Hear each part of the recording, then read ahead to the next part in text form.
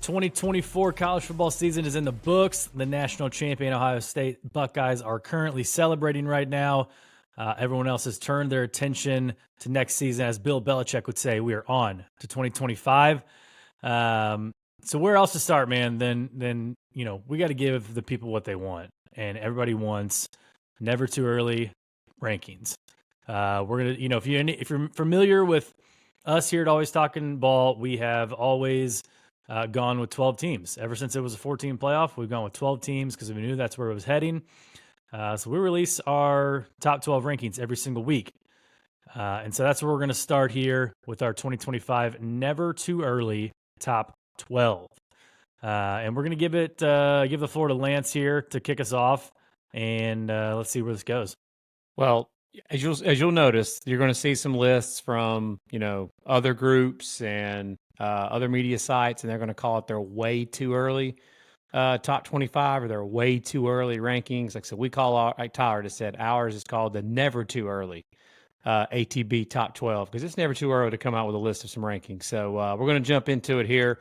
Starting off right now for our never too early top 12 for mine, I've got number 1, Hook 'em, the Texas Longhorns. It's Arch Manning season, baby. And yes, I know they've lost, a couple of their tackles to the NFL and a couple of pieces on the defensive side of the ball as well, a couple of receivers. But again, some of these elite programs, especially in this NIL era, they are just restocking with talent. They're not reloading. They're just building a bigger gun on some of these teams. And Texas is one of them.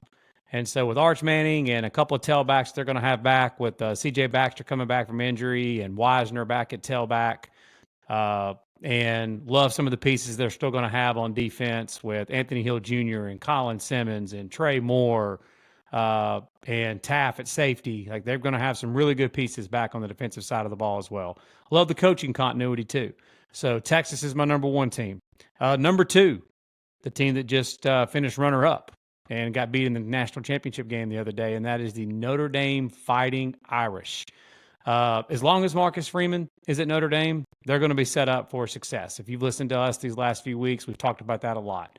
And Notre Dame has a boatload coming back from this team that just played for the national championship. And love the quarterback situation they're going to have. Is it going to be Angeli? Is it going to be C.J. Carr? Love the pieces they're going to have back on defense. And Jadarian Price and Jeremiah Love at tailback and Jaden Grayhouse, who just played his butt off in the college football playoffs. They've got a lot of good pieces they're going to have coming back. So I've got Notre Dame at number 2. Ohio State, the defending national champs, I have them at number 3. Yes, I know they're losing a ton of pieces on defense. They're losing some pieces on offense. But Caleb Downs is going to be back, and along with Jeremiah Smith, Carnell Tate at receivers, and they're going to have some plenty of pieces they're going to be able to sprinkle in as well. I've got the Georgia Bulldogs at number 4. They have revamped that wide receiver room. If you talk to folks at Georgia, they are really, really excited about the Gunnar Stockton era at quarterback. Kirby Smart, another one. He just loads a bigger gun just about every single year. I think he's going to take care of the pieces that need to be answered. So I've got Georgia at number 4. Penn State at number 5. The Nittany Lions have a ton of pieces coming back. So I've got Penn State at 5 with Drew Aller and Nick Singleton and Katron Allen coming back on offense and some pieces they've got coming back on defense. I love the Nittany Lions at 5. Oregon, the Quack Attack at 6. Just like every other team, they're losing some pieces. But again, in the NIL transfer portal era and that Nike money that they've got, I can promise you they're going to reload there at Oregon as well. A team that is shooting up the board in a lot of people's rankings, including ours, that is good old Dabo and Clemson, or Clemson, however you fans want me to say it, at number 7. Good old Clemson at number 7 with Cade Klubnik, those young receivers that they've got coming back, the offensive line there with Matt Luke, who did a really good job in year 1 in his first year at Clemson as offensive line coach. Tom Allen, home run hire as defensive coordinator. Love the hire there. So I think Clemson's going to have a lot to be excited about in 2025. So I've got Clemson at 7, LSU at 8. Garrett Nussmeier coming back, multiple receivers that they added in the transfer portal. They've got to revamp that defense, though. They've added a couple pieces in the transfer portal, got a couple of key pieces that decided they're not going to the NFL. They're coming back. So I like LSU at number 8. Roll Tide Alabama at number 9. This will inevitably be probably their lowest preseason rank. Not probably. It will be their lowest preseason rank in a long time. And for not on just our poll, but any poll that you're going to see. But still, Kalen DeBoer in year 2, this is his team that he's going to have this year. This will officially be his team this year. So it'll be interesting to see what they do at the quarterback position, but Alabama brings back a ton on defense. Love what they're going to have along the offensive line. Receiver position is going to be much better this year. So I like Alabama at number 9. South Carolina, old cocky, at 10. Lenore Sellers, he's back. And Dylan Stewart at defensive end, he's back. They added a solid piece at tailback, a transfer from Utah State. They've got some other solid pieces on offense they're going to have as well. I love the hire as offensive coordinator, or Shula at the offensive coordinator spot there at South Carolina. So I've got the Gamecocks at 10. Another team that is climbing up the boards for a lot of people, Gator Bait, the Florida Gators at number 11. DJ Lagway season, guys. This dude's a star. When he became the starter, Tyler talked about it. They should have started him earlier. He was right. When he became the starter, Billy Napier's Florida Gators became a team that nobody wanted to play at the end of this past regular season. They started playing a lot of young guys like Jaden Ball as well at tailback, and the Gators became a team that nobody wanted to deal with. Just ask Ole Miss. And at number 12, the BYU Cougs, the team that honestly should have been ranked higher at the end of the season than what they were. And Kalani Sitake's bunch went out and proved it against Colorado in their bowl game and had a really good performance in their bowl game. They bring a ton back from that team this year that had a really good season for the Cougs. So they're my favorite to win the Big 12 as of right now, and I've got them at number 12 in my never too early 2025 top 12 rankings. The floor is yours, Tyler. All right. We got a lot of the same teams here. A lot of them are in the same position. Starting off at number 1, I've got Texas as well. When I'm ranking these teams, I like to focus on how much talent have you brought in over the past couple of years, either through recruiting or the portal. And then one of the themes of next year is going to be there's going to be a lot of these top teams who have unproven quarterbacks. So which quarterback right now would I trust the most? And there's more proven quarterbacks out there, but Arch Manning, for as little as he's played, he still has stepped in for injured Quinn Ewers over the past 2 years and played pretty well in spot starts. And I just think as they build the offense around him, as Sark builds the offense around him, he's going to bring more of a running threat, obviously, to that offense. He's got the arm. We know that. So I think it's only going to make Texas' offense a little more dangerous. I know they got to replace some stuff on the offensive line, but they had to do that throughout the playoffs, and they did pretty well in the playoffs. So I got Texas at number 1 right now. Number 2, I also have Notre Dame. I don't think they're going to lose much in the portal. They've got a couple guys enter today, but they're not going to lose much. The offense is going to look completely different next year. They're not going to have a running quarterback. Riley Leonard's gone. It's going to be C.J. Carr or Steve Angeli. Everyone is very high on C.J. Carr, like you said. I would be shocked if Angeli beat him out, but if Angeli beats him out, then hey, Angeli's the better quarterback. You're going to have Jeremiah Love back, Jadarian Price. Everybody Lance mentioned, the defense you're going to have to replace some, but with all the injuries they had in that playoffs, a lot of young guys got a lot of playing time. So that'll prove valuable down the long run. And number 3, this is where I have the Oregon Ducks. Dan Lanning is continuing to build a monster there. I think he's continuing to recruit the right way, as is evidenced by his number 1 recruiting class. And I think he knows he's got to get better in the trenches, and they will. Dante Moore, everyone is very high on Dante Moore out at Oregon. And I think, they're always going to have skill position players. Obviously, Lanning has gone into the portal to get some guys. He's gone into the portal to get some trenches too. The defense has got to improve a little bit. They started, end of the season allowing 37 to Penn State and 41 to Ohio State. They know they have to improve. Number 4, national champs, Ohio State Buckeyes. It's been said, right? Losing a ton on this defense, losing a ton on the offense. It is going to be, they don't ever rebuild in Columbus. They reload. And Ryan Day has been doing that with top recruiting classes. I think it will be interesting to see what they do this year if they do anything in the portal, because they were one of the last teams playing and everyone's kind of picked over right now. So it's slim pickings for those guys. But with all the talent they usually bring in Columbus and some of the guys they have coming back like Carnell Tate and Brandon Ennis on the edges, Jeremiah Smith, obviously, doesn't need to be said. It's going to be a good show there in Columbus again. Number 5, Penn State. As of the teams I've mentioned so far, they have the most seasoned quarterback, Drew Aller. Mm-hmm. But you got to ask yourself, how much do you really trust Drew Aller? You trust him in games where they're favored by a touchdown or so? Sure. That's totally serviceable. But he's shown over and over again who he truly is. Now, can he make the leap another year with the core that they've got coming back on offense and defense, with the running backs and the defensive linemen? They've got that core that kind of Ohio State just returned, that senior core. So can he make that leap? It's going to be, as it is in football most of the time, a lot of it's quarterback play. So it's going to be in Drew Aller's hands. Number 6, I'm one spot higher than you, man. I got Clemson in number 6. That week 1 game between them and LSU might be the headliner.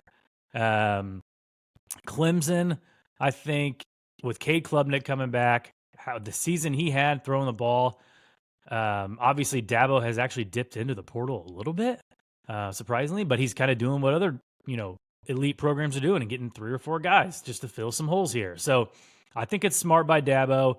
I think their defense is going to improve as well. Number 7, I got Georgia. I'm a little lower on them than you. 2024, I was low on Georgia the entire year with Carson Beck. Still got faith in Kirby. Heck of a coach. He's going to bring in players. He's going to bring in studs. Gunnar Stockton with the whole offseason could be really good. I just, I don't, as hard as I was on Carson Beck, I don't think Gunnar Stockton's the quarterback that Carson Beck is. So it's going to be tough. But hey, we've seen Kirby work magic before with non-NFL quarterbacks. So we'll see what he does this time. Number 8, another SEC team. Beamer Ball's back. The younger Beamer Ball. Lenora Sellers leading the Gamecocks. They finished that season on a very, very good note. The regular season, I'll say. No, not the bowl loss to Illinois, but finished the regular season on a high note, beating Clemson, really making a case. I mean, a lot of people are making a case for them to make the playoffs. So I think Beamer and Lenora Sellers, I'm a little skeptical of the defense because I do think that, without Kyle Kennard, Dylan Stewart may face some more, double teams and, a little more pressure on him. But I still think that they got multiple guys who can affect the quarterback and affect that defense. Dude, the Palmetto State going into the preseason, like they're South Carolina and Clemson both are going to be highly ranked going into this as far as preseason going into the 2025 season. Can you believe some people think the Palmetto Bowl is not a rivalry? I mean, come on. Yeah, they killed us for that. Number 9, I don't have Florida in my top 12. I'll say that. Number 9, I got one of their rivals, Tennessee Vols. And I am not bailing on the Nico train. We were all over Nico last year, and at times we look stupid, but this is a program that just made the playoffs. Again, the way the SEC scheduled, they're just flipping their opponents this year. So Tennessee is going to have another favorable schedule.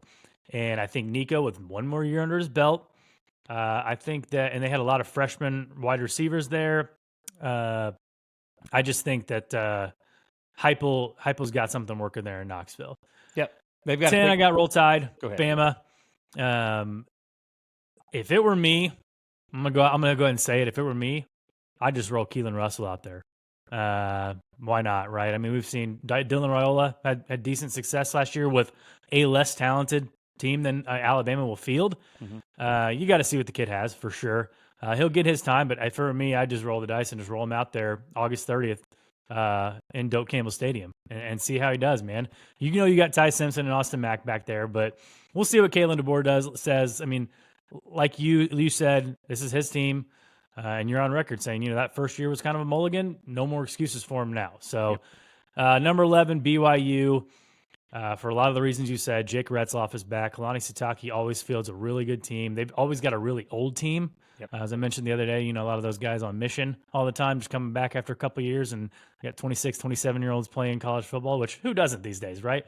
But BYU, you pick any one of these Big 12 teams, man, and who knows who's gonna come out of that conference every year. But BYU seems like they are well positioned. Last but not least, I got LSU. Garrett Nussmeier, another proven quarterback. He's a gunslinger. He will turn it over, but I think that he is he's going to improve. He's going to continue to improve. Brian Kelly, we know he's a good coach. He's always going to field a team that's competitive. So that's my top 12. A couple teams kind of on the outside. I don't know if you agree with me. I got Florida there. A lot of people have mentioned Illinois. Illinois is a team that won 10 games and they're returning 90% of their production. And we saw teams like that last year, kind of like Iowa State. I mean, Iowa State was a really good team, returned a lot of starters. So that could be Illinois next year. Again, like I mentioned, Big 12, man, like Arizona State with Sam Leavitt, they're going to be good. Kansas State, a lot of people have Kansas State in their top 10. They're going to be good. ACC, you got SMU. You still got Miami. We don't know if Carson Beck's going to be healthy. So for right now, 212 days till the regular season starts. This is where I landed on the top 12. And as far as our consensus rankings goes, it's Texas 1, Notre Dame 2, Ohio State 3, Oregon 4, Penn State 5, Georgia 6, Clemson 7, South Carolina 8, Alabama 9, LSU 10, BYU 11, and Tennessee at number 12. And like you said, man, the thing that sticks out to me right there is that Palmetto State, number 7 and number 8 is that could be fun come November. Yes, that is a bitter rivalry between those two programs, and I mean it's had to be since the Spurrier years at South Carolina that, and I don't even know if Clemson at that time was really up to their rise yet with Dabo, as far as both of those teams being preseason top 10 teams going into a season. But like you said, dude, the Big 12. I mean, BYU, Iowa State, Kansas State, Texas Tech for what they've brought in, and Arizona State. I mean, really those 5 teams, like I've already seen some power rankings, and those 5 teams have been flip-flopped in all kinds of different orders with each other. And SMU, Miami, and Clemson in the ACC. Is there going to be another team that can step up in the ACC and challenge those 3? Maybe a Louisville with Miller Moss. Transfer in there. You never know. But yeah, it's Illinois is going to be the team, man, that a lot of your college football, like bigger brand, like fans of like your bigger brands across college football, they're going to look at that that logo on a lot of people's rankings list and be like, what in the world is that doing there? Yeah. And like you said, 10 wins, 90% of their production, QB Luke Altmaier back. Bert Bielema has done it at a really high level at Wisconsin, and he's had some decent teams at Arkansas, and he's done a really good job in 2 to 3 years at Illinois. So, yeah, man, again, it's never too early to throw out a ranking. People love to see it. People want to talk about it. So hit us up. Hit us up in the comments on YouTube. Hit us up on our socials on X or Instagram or TikTok. Give us a follow on there. Subscribe, and let us know what you think of these rankings. Rip us if you disagree with it. That's fine. We can take it. Yeah, we sure can. I think the way the talent is spread out across college football these days, I mean, within these top 12, you could rearrange these teams really in any order. And going on all the way to 25-30, you could rearrange the teams and see really anybody like an Illinois, coming out of there and making a run next year. So there really isn't a team, man, that going into it right now, as of right now, before the spring ball and before the spring portal opens, that has that super team, just like Ohio State with all the talent that they just had. There isn't one of those teams right now. There's some talented teams, but not that much talent on their squads. Well, I know we said we're on to 2025, but stay tuned next week. We're going to take a look back on 2024 and kind of just do some takeaways, hot takes. What did we learn from 2024? And we're going to have some friends on the pod as guests for the first time. So you won't want to miss that. Tune in on YouTube, Spotify, Apple, and follow us on all social medias for some clips and stuff. So we appreciate you indulging us for putting out these never too early rankings and getting some conversation going in the offseason. So take care.